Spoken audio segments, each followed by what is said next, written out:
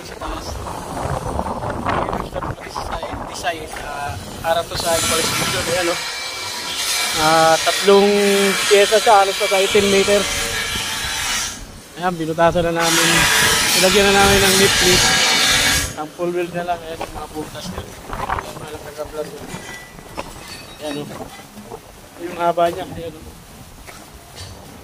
Tatlong pyesa to kaya. Umaano to ng 15 meters.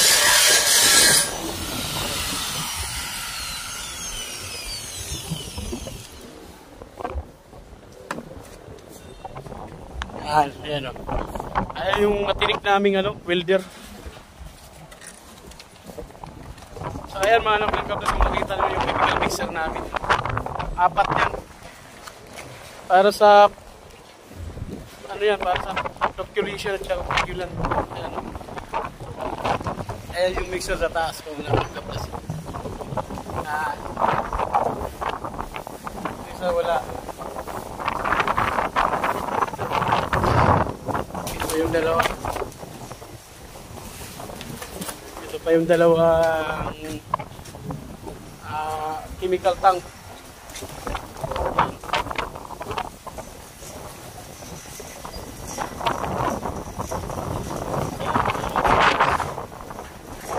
Isa ito yung lalakad niya ng engineer namin dito.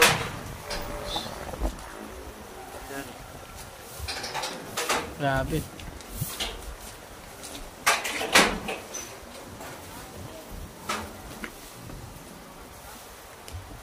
Yan, mga nag-blast. Dito na lang.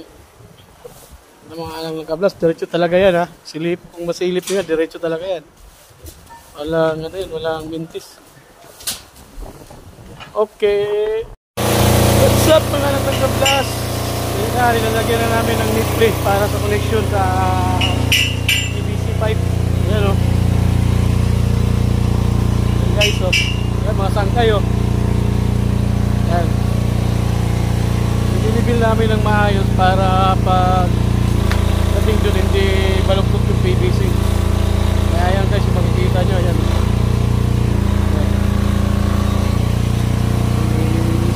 Ito na namin. Kaya malupit namin dalawang welder. Oh. Si Bertong Bagsik.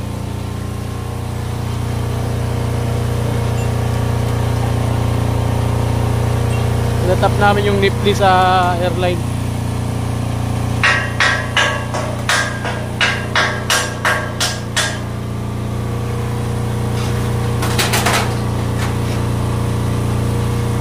Saba yung sarin namin malupit. Hello.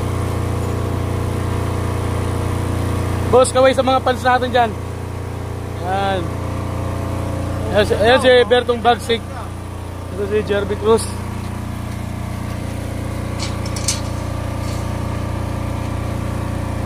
Natap namin yung nipli para sa connection sa PVC pipe sa baba ng equalization.